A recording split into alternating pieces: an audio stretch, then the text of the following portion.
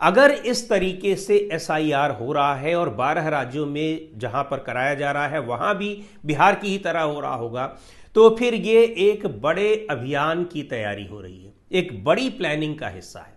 इस प्लानिंग के जरिए अब ये कहा जा रहा है कि हो सकता है कि जैसे ही एसआईआर हो वैसे ही फिर लोकसभा को भंग कर दिया जाए।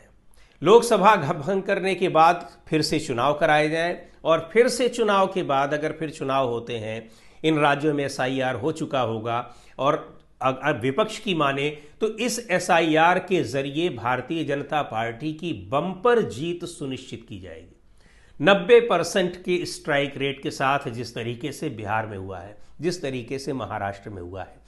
तो ये अगर एक प्लानिंग का हिस्सा है, इसकी आशंकाएं अब जताई जाने लगी हैं।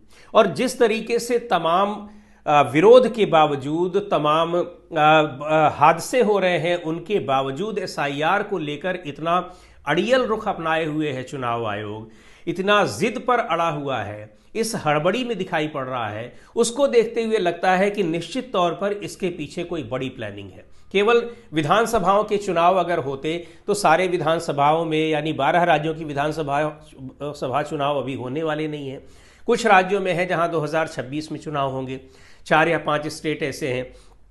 ऐसे में सभी राज्यों में एक साथ इस तरीके से 12 राज्यों में कराने की क्या आवश्यकता है, और अगर करा भी रहे तो उसके लिए थोड़ा समय दिया जाए।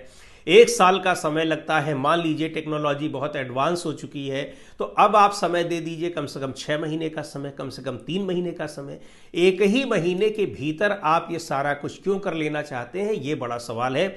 और इसी सवालों के बीच में अब ये आशंकाएं बहुत तेजी से फैल रही हैं कि शायद इसके लिए कोई बड़ी प्लानिंग हो रही हो। और अगर ऐसा होता है तो बहुत सारी चीज़ें, बहुत सारे बिल, बहुत सारे संविधान में परिवर्तन जो भारतीय जनता पार्टी के एजेंडे में है, आरएसएस के एजेंडे में है, उनको यहाँ पर मूर्त रूप दिया जाएगा।